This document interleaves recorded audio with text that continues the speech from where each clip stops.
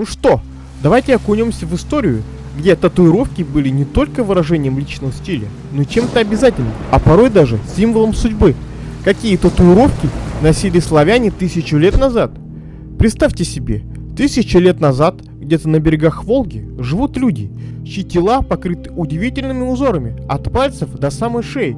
Все руки славян украшены татуировками. Арабский путешественник Ибн Фадлн, побывавший в этих местах в X веке, описал этих людей как носителей сложных и замысловатых рисунков. Каждая линия на коже была больше, чем просто украшение. Это была история, оберег, связь с природой и богами. То изображали на своих телах древние славяне. Славяне наносили на кожу образы животных, которые символизировали силу, ловкость или мудрость. На их телах можно было встретить руны, пришедшие от скифов, а также изображения богов и духов и природы. Особое место занимали деревья. Дерево в то время символизировало все: жизнь, связь поколений, пространство и время.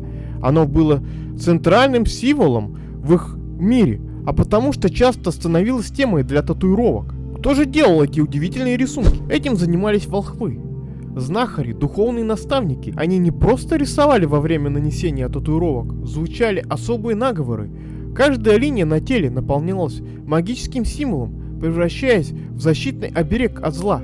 Для славян такие татуировки были не только украшением, но и мощным амулетом. Почему татуировки исчезли? С приходом христианства многое изменилось. Языческие символы стали восприниматься как пережиток прошлого, а татуировки попали под строгий запрет. Их носители осуждали, а сами рисунки постепенно исчезли из жизни, но память о них оставалась в записях путешественников, таких как Ибн Фадлн. И вот спустя века мы интересуемся и изучаем традиции, а может быть немного мечтаем о том, как бы выглядели эти татуировки сегодня. А вам какая татуировка из прошлого пришлась бы по душе? Татуировки на Руси. От древности до Петра Первого. Татуировки на Руси появились еще в языческие времена, когда люди считали их чем-то священным, почти магическим. Но с приходом христианства эти традиции быстро отошли на второй план. Церковь на это смотрела косо. Татуировки стали восприниматься как антихристова печать, знак нечистых сил. Ну что там говорить, в те времена не каждый смог себе позволить хотя бы хоть какую-то индивидуальность, особенно если они не вписывались в канон веры. Ну как водится, время идет, и в 18 веке под влиянием своего великого императора Петра Первого эта древняя традиция вернулась. И даже больше того, она осталась обязательной. Петр Первый и солдатские татуировки. Петр I, как известно, любил экспериментировать, а армия и флот не были исключением. Он начал внедрять множество новинок, и одна из них была довольно необычной. Обязательные татуировки для солдат. Идея просто, на тот момент вполне практична. Нужно было как-то просто идентифицировать своих солдат, если те попали в беду. И вот на запястье каждого новобранца вырезали крест, в который потом тирали порох. Процедура, скажем так, не из самых приятных. Кровавые следы, воспаленные раны, но против царского указа не попрешь. Позже, чтобы упростить процесс, крест стал сопровождаться порядком номером, который присваивали каждому солдату. Этот номер был своего рода личным знаком, который помогал отличать одного от другого. Для того, чтобы нанести такую татуировку, использовали нечто вроде древнего темпля с иглами. Порох и копоть использовали вместо чернил.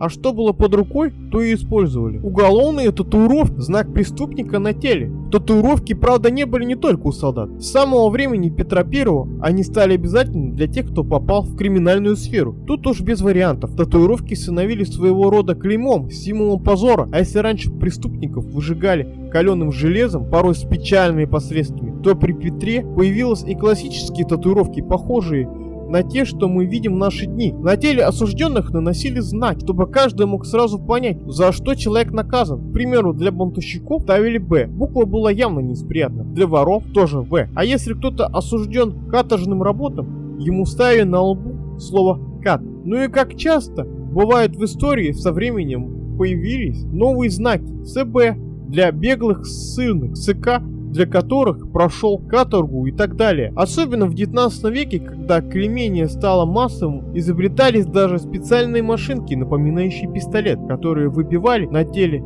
преступника заветную печать. А краска для них была уж точно не косметической. Использовали раствор синего красителя и туши. Отмена клеймения, конец эпохи меток. С развитием общества и отменой крепостного права клеймение стало терять свою актуальность. Во-первых, многие преступники научились стирать татуировки, а во-вторых, частенько случилось такие ситуации, когда невинные люди на всю жизнь оставались с этим позорным клеймом. Это были уж не только уголовники, но и, скажем, крестьяне, которые помещики помечали татуировками, чтобы в случае побега сразу узнать. Однако с отменой крепостного права эта практика была признана неэффективной и жесткой. Тем не менее, традиция оставалась в армии. Многие солдаты продолжали делать себе татуировки, чтобы отметить, к какой части они принадлежат, но уже не по принуждению, а по собственному желанию. И вот тут началась новая глава: армейские татуировки, ставшие особым символом военной жизни. Татуировки и дезертиры. Интересно, что в период Первой мировой войны появилась еще одна традиция – ставить букву «Д».